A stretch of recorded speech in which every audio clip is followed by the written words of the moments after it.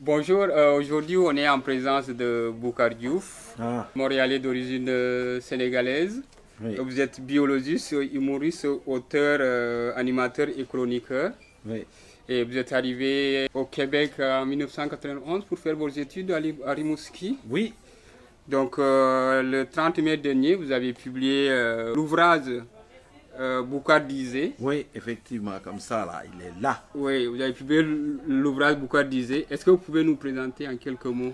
Mais je l'ai appelé Boucardisé parce que quand j'ai commencé à écrire et à faire du spectacle au Québec, ici, au Canada, j'ai toujours cité mon grand-père, comme font souvent les Africains par le proverbe. On trouve des raccourcis langagiers pour faire rire les gens. Alors je disais tout le temps mon grand-père disait. Alors les gens me reconnaissent pas. Quand tu dis Boucar, les gens vont dire mon grand-père disait. Et alors pour se dissocier un peu de mon grand-père, là j'ai dit moi aussi j'ai des choses à dire. C'est pour ça que je l'ai appelé Boucar disait, mais c'est un bouquin qui porte sur la reproduction. La reproduction expliquée de façon sous l'angle de la biologie, mais avec beaucoup d'humour aux adolescents, aux parents qui voudront répondre à cette question, d'où est-ce que je viens, papa? C'est ça. Et à partir de quel moment on devait enseigner ça aux enfants? Mais moi, je pense Parce que qu'à 13 ans. vous avez parlé de de votre jeune enfant, Oui, Anthony, oui, qui vous a posé la question comment fait le bébé? exactement. Mais c'est sûr que Anthony était trop jeune. Donc, dans le livre, il y a toujours une partie qui lui est réservée. À chaque début de chapitre, je présente le chapitre de façon très poétique en lui disant, par une soirée d'hiver, à travers la marée humaine, j'ai lancé ma ligne à ta mère qui est gaspésienne. Et donc c'est poétique, ça c'est pour Anthony. Mais le reste c'est pour des gens plus âgés. Donc je crois qu'à partir de 13 ans, les jeunes sont assez outillés. C'est un besoin, il y avait un manque au Québec. Le politique parle beaucoup de ramener les cours d'éducation à la sexualité dans les écoles, mais il n'y a pas de matériel pour ça encore. Il y a des projets pilotes et je pensais que de fournir cette brique aux enseignants qui vont devoir aborder cette matière va leur permettre de trouver des angles d'attaque parce que c'est une matière qui, c'est pas évident. C'est assez délicat quand vient le temps de parler de sexualité avec les élèves. J'ai lu le livre. Vous appuyez un peu sur des thèmes biologiques, sur la Oui, biologie, des anecdotes oui, sur votre oui, vie, oui. de votre vie en fait. Oui, le livre, je réponds à Anthony, je lui dis, qu'est-ce que c'est que l'amour vu par un biologiste? Le coup de foudre. Qu'est-ce que c'est que l'amour-passion? Quand c'est vraiment, on fusionne avec l'autre et on devient complètement cinglé parce qu'on devient fou quand même au début là. On devient fou et presque aveugle. Et qu'est-ce que c'est que l'amour sentimental, la passion qui peut durer toute la vie aussi? Parce que l'amour, le coup de foudre, ça, biologiquement, c'est quelque chose de très exigeant pour un corps humain. La nature ne pouvait pas garder ça pendant éternellement. Mais il y a quand même, après le passage des molécules de la passion, il y a une phase où on est juste bien ensemble. Ça, c'est l'amour sentimental et qui doit beaucoup à une molécule qu'on appelle l'ocytocine, que les biologistes appellent l'hormone de l'attachement. Quand tu es bien avec la personne, on est bien jusqu'à ce que la mort nous sépare. La biologie a quelque chose là-dedans aussi. Et donc je lui parle de ça, je lui parle de la fécondation, je lui parle du spermatozoïde, je remonte dans l'histoire pour lui parler aussi de comment ça a été découvert, quelles sont toutes les conneries qu'on a racontées sur des générations avant de comprendre la vérité. Je lui parle de l'ovule, la fécondation, la grossesse, les échanges entre le bébé et la maman, l'accouchement et l'investissement parental jusqu'à ce que la personne, la maman devienne grand-mère. Donc, ce sont les étapes. Les étapes que je raconte à Anthony et par ricochet à tous les gens qui ont 13 ans et plus, mettons. Ok. Et vous avez évoqué tout à l'heure vous avez parlé de nature. Oui, Et dans votre livre, vous dites que ben, les plantes à fleurs sont très en avance en matière de séduction oui, que les hommes. mais oui, bien sûr. Mais toi, tu es un mandiaque, tu viens du Sénégal, du Sud. Tu le sais, les mandiaques, c'est des gens de la nature. Alors, quand tu observes la nature, tu vois que la séduction, ça existe à tous les niveaux. Les cigales font de la musique pour attirer la femelle, n'est-ce pas? Quand tu regardes les fleurs, qu'est-ce que les fleurs n'ont pas fait pour attirer? Parce que les fleurs pratiquent le ménage à trois. Il faut que le pollen rencontre l'ovule de l'autre fleur chez certaines plantes pour qu'il y ait fécondation, n'est-ce pas? Et pour que le pollen s'en aille sur l'ovule de l'autre fleur, ben, il faut piéger les pollinisateurs. Ce sont les abeilles, les insectes, les chauves-souris, les mouches. Et il y a des plantes qui, même pour se faire féconder, au cours de l'évolution, ils ont développé des odeurs de viande en putréfaction. Ils ressemblent à de la viande pourrie parce qu'ils savent que les mouches aiment ça. Et la mouche va plonger directement dessus en pensant qu'il y a de la viande pourrie, mais c'est pour emporter le pollen sur l'autre fleur.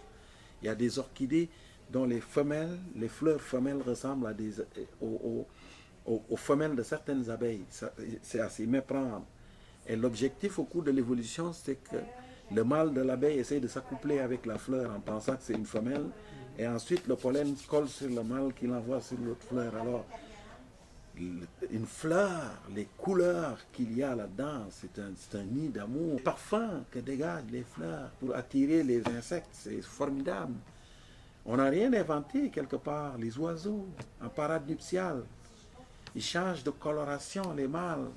Ils chantent, ils dansent, ils font des pirouettes devant les femelles. Tout ça, on le sait que si tu vas au Brésil, là, d'où vient cette fille qui filme, les Brésiliennes, ils se déguisent quasiment pendant les carnavals en oiseaux, avec des plumes partout. Okay. Et en parlant de fleurs, vous dites que c'est une véritable arme de séduction. Mais oui, bien sûr. Les fleurs. Vous conseillez aux amoureux. Mais il faut faire attention parce que les fleurs, c'est les organes reproducteurs des plantes. Alors, si quelqu'un t'offre des fleurs, c'est qu'il va aller plus loin. Hein? C'est pas juste pour venir manger l'huile de palme là-bas. Là. Donc, est-ce qu'on peut dire que Boucard disait on peut changer le titre et mettre la sexualité pour les nuls? Non, c'est pas pour les nuls. Bon, c'est une façon de dire quoi. Mais non, c'est pas juste la sexualité, c'est la reproduction. Parce que le sexe est une faible pourcentage. Il y a des chapitres sur le spermatozoïde, sur l'ovule, sur les échanges entre la maman et le bébé. Et même les bébés, quand ils viennent au monde, ils laissent des traces dans la maman. On appelle ça le microchimérisme fœtal. Il y a des cellules du bébé qui restent dans la maman pendant des années. Ça veut dire que, et moi j'ai toujours dit, pour quelqu'un qui quitte son pays et qui déménage, la première chose qui te manque souvent, c'est ta mère. Et j'ai l'impression que les mamans sont en contact avec nous par Wi-Fi. Parce qu'on laisse des traces dans nos mamans. On laisse des parties de nous à l'intérieur des mamans, ce qui fait que quand tu t'éloignes, il y a quelque chose de toi. Tu le sais, moi je suis un serrère. Les mandjaks, c'est très proche des serrères. Tu sais que les serrères, après l'accouchement, ils creusaient puis ils enterraient le placenta. Et très souvent, traditionnellement, c'était sous le lit de la maman. Et ils disent souvent qu'en vieillissant dans un pays étranger, le placenta, qui était cette partie qui te rattachait à ta mère quand tu étais dans son ventre, que le placenta, en vieillissant en terre étrangère, il arrive au moment où tu te dis, viens, j'ai besoin de toi. Tu le sais. C'est les mandjaks comme chez les Diolas, ça existe. C'est l'étranger qui veut mourir et qui dit, il s'en va, il retourne dans son village. Et nous, on appelle ça l'appel du placental qui te dit, viens, j'ai besoin de toi. J'ai besoin de... Et ça, c'est fort. C'est très puissant. Alors, donc, c'est toutes ces histoires-là aussi que je raconte aux gens à travers le livre. C'est pas juste de la biologie, c'est aussi la vision que nous, on a, africains, de certains aspects de la chose qui font que c'est différent. C'est différent de la façon occidentale de voir la chose, mais quand tu pousses plus loin, on se rejoint quelque part. Et puis, en parlant de parents, on voit que votre grand-père est très présent dans le livre. Tout le temps. J'ai essayé de le chasser, mais il est revenu quand même. Hein.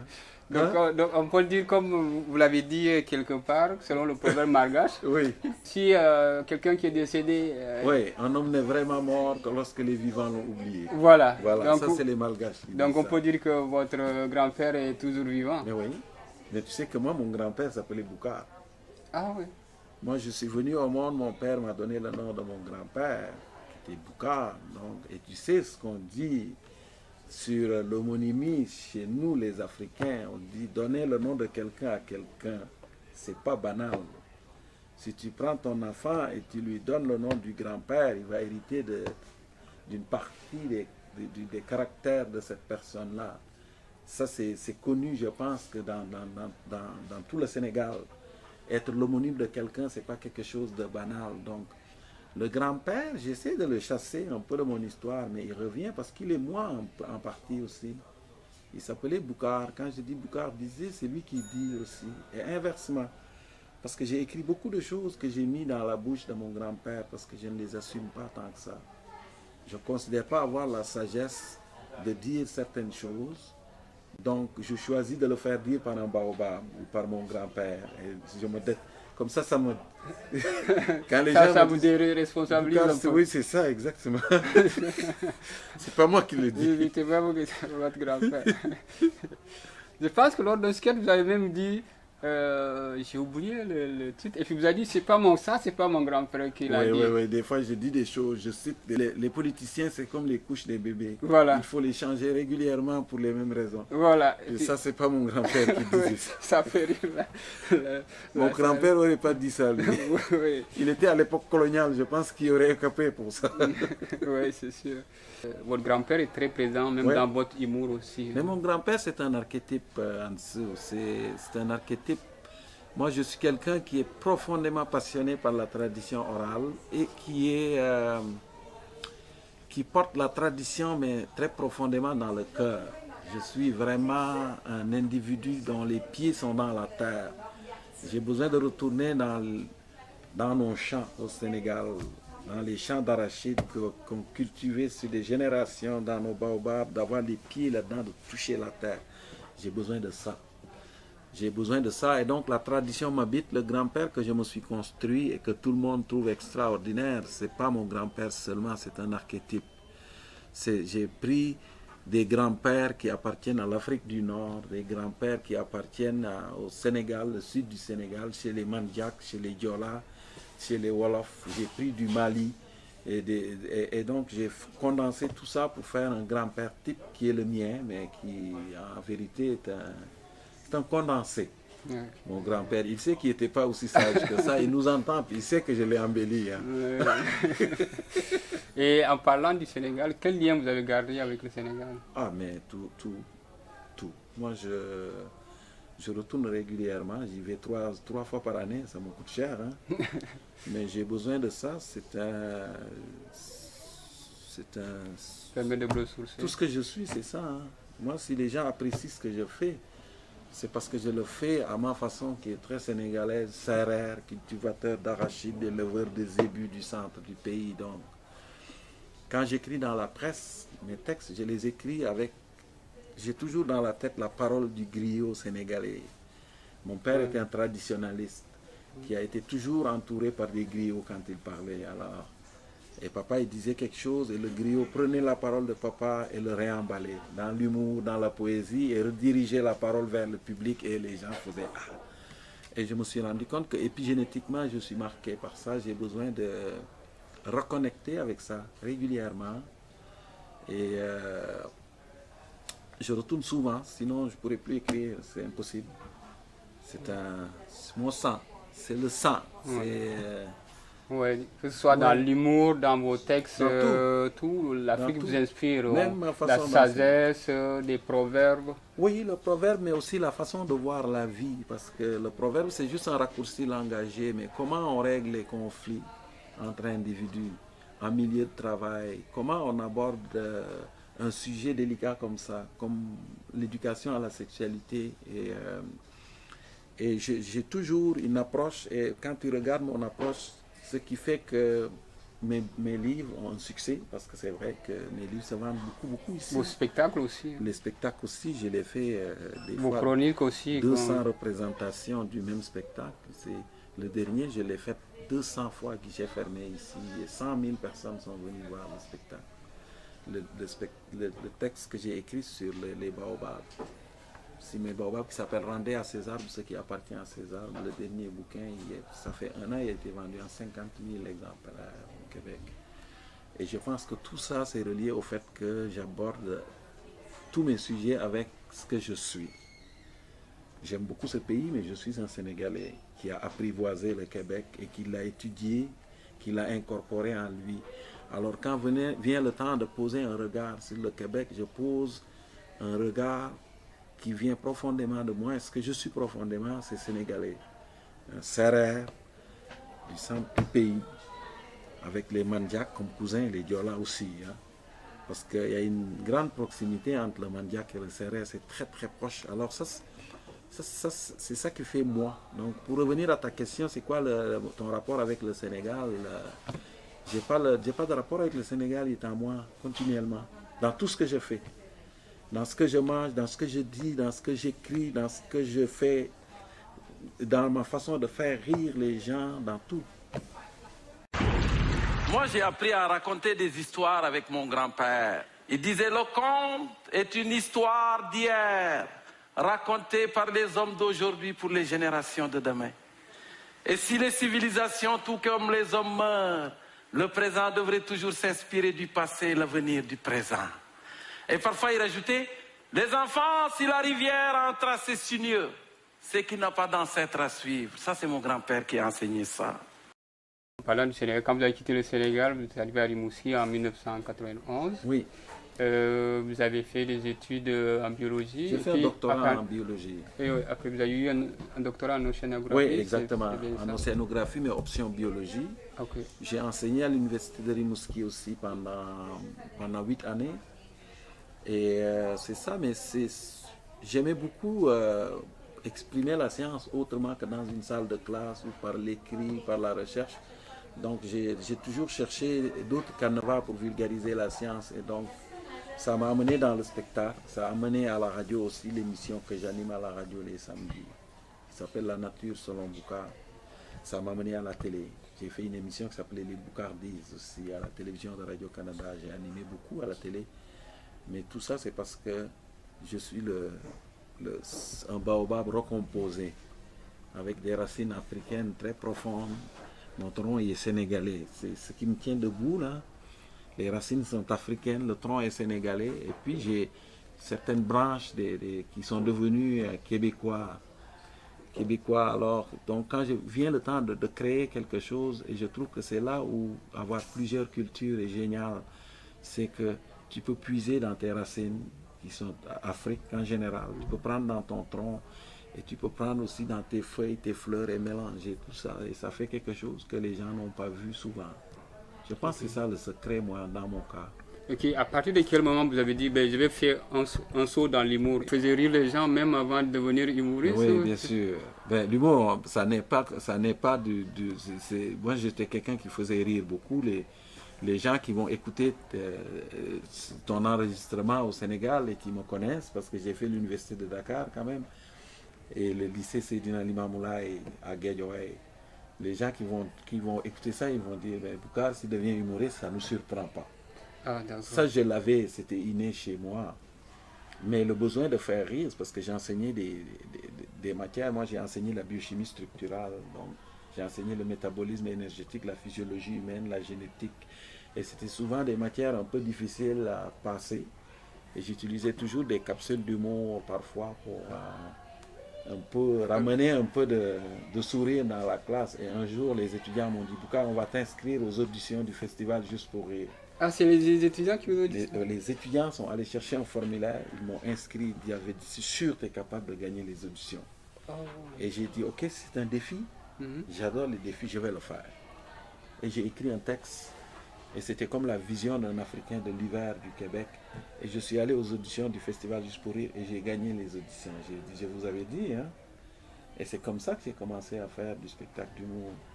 Après ça, j'étais invité dans des galas, à la télé, et un jour j'ai écrit mon spectacle, je l'ai fait, ça a marché. Et un jour, Radio-Canada m'a appelé pour me dire, veux-tu devenir chroniqueur dans une émission de télévision? Tout ça, j'étais à Rimouski, je faisais le voyage à Montréal.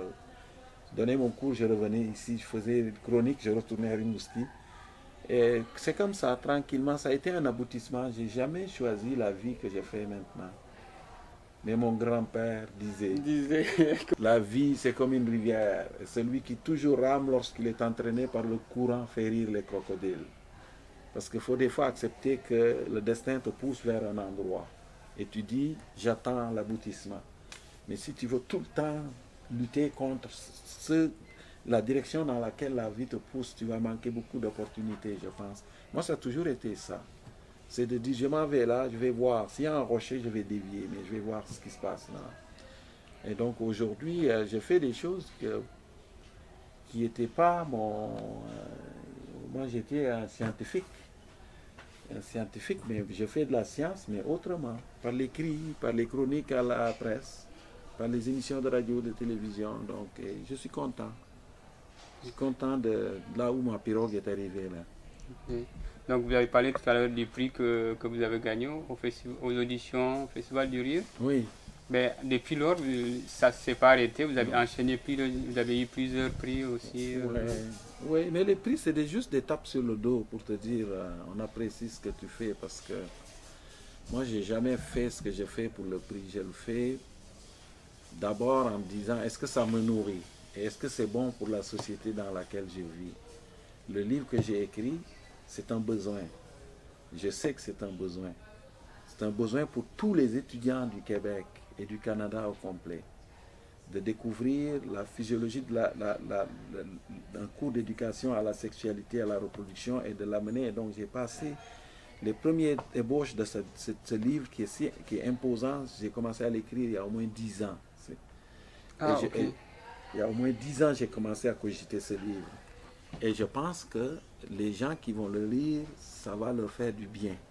Et ultimement, ce que je veux avec ça, moi, c'est quand des gens comme toi qui arrivent, ça fait 5 ans, ou des jeunes Sénégalais qui arrivent, et à un moment donné, je croise beaucoup de jeunes Sénégalais qui me serrent la main et qui disent, grand, merci, ouais. Mais pourquoi tu me remercies? Ils disent, tu sais, quand je suis allé faire une entrevue, j'ai dit que je m'appelais Faye, que je venais du Sénégal, et tout de suite ils m'ont parlé de toi, et je te jure que ça a vraiment aidé ça m'a vraiment aidé, et ça c'est pour moi, c'est ma récompense, c'est de défricher pour les autres qui viennent, qu'on se dise, quand quelqu'un voit un Sénégalais passer, et par ricochet un Africain de l'Ouest aussi qui dit, ah, je pense que c'est qui pensent à moi et qui pensent à lui et qui se disent, je suis convaincu que ces gens, ils s'amalgament très bien avec nous et que ça facilite l'ouverture des portes. Ultimement, là, pour moi, c'est ça ma récompense. Les gens sont fiers, les Sénégalais sont fiers, en général les Africains sont fiers de voir que vous êtes un peu au sommet. Quel conseil vous donnerez à de nouveaux arrivants, vous qui êtes devenu humoriste, chroniqueur, animateur? Mais croire en ses rêves d'abord et se donner aussi l'énergie d'y aller, mais surtout s'ouvrir.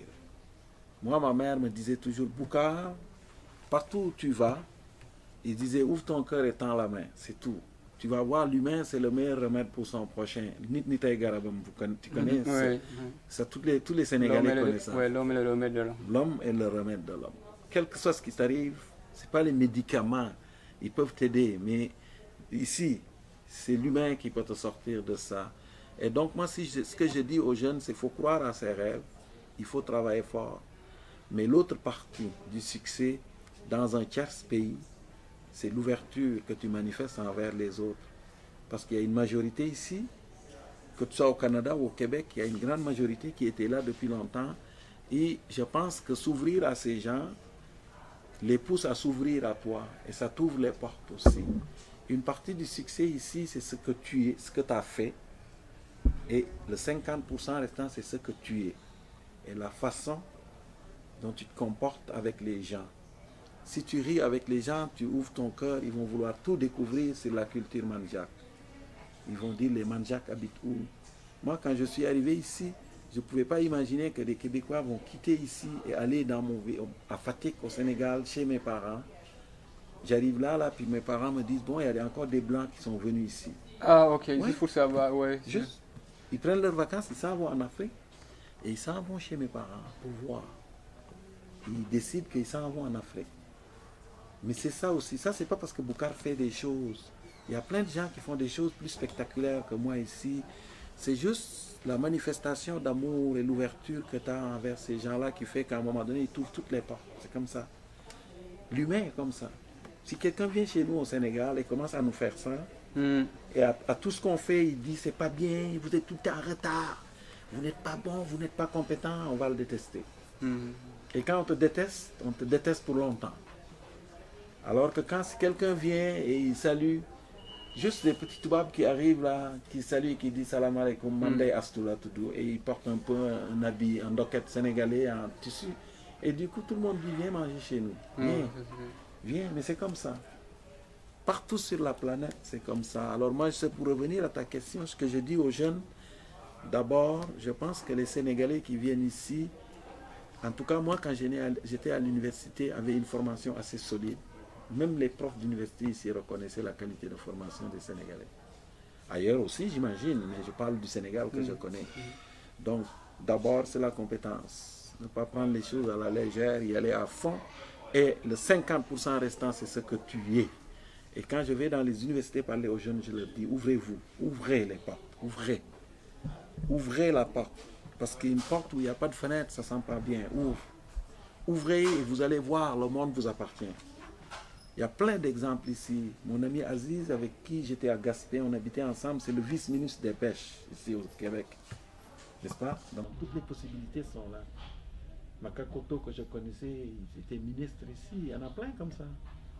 Des exemples d'immigrants qui, par leur ouverture et leur professionnalisme, ont réussi à se hisser. Et il y en a plein comme ça, dans tous les secteurs. Okay. Et à quoi ressemble le quotidien de Bougadouz, puisque vous êtes humoriste, auteur, animateur, chroniqueur? Je travaille beaucoup. Je travaille beaucoup, beaucoup, beaucoup. Sinon, le reste du temps, je suis avec mes enfants. Je ne suis pas quelqu'un qui sort.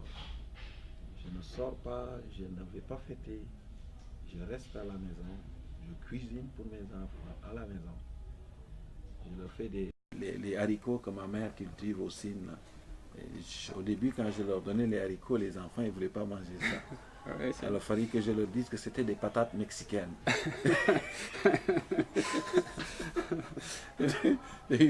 Ma mère, là, quand j'ai amené mon fils dit, mais quand est-ce qu'on mange des patates mexicaines?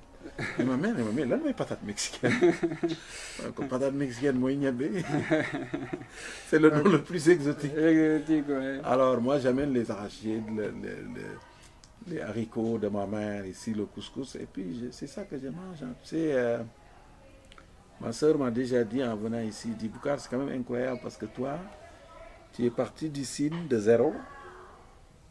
Tu es arrivé où tu es arrivé, où quand même la vie a été très généreuse avec toi, et malgré tout ce que tu as, tu es retourné manger juste ce que tu mangeais enfant. Puis j'ai dit, c'est ça, c'est la vie, on tourne en rond, on pense qu'on se déplace, mais on se déplace sur un cercle et on revient au même point d'origine. Parce qu'aujourd'hui, je me rends compte que tout ce que je mange, ce qui me procure du bien, c'est le netetou, c'est le gadget, c'est le bogoch, c'est l'huile de palme, c'est le tilapia cuit avec du piment, c'est le couscous, c'est le mbahal. C'est ça que je mange ici. J'ai les moyens de me payer tout ce que je veux, mais c'est ça qui me fait du bien. Alors donc, dans le fond, on tourne en rond. Hein. Je pense que nos anciens avaient bien compris ça, que la vie c'était un cycle. Un cycle dont la mort est comparable au séjour de la graine dans la terre. Tu mets la graine, ça devient une plante, la plante donne des graines, elle meurt, tu retournes la graine, elle redonne une plante. Mais on commence, on vit au monde et on tourne en cercle pour revenir au même point d'origine, c'est ça.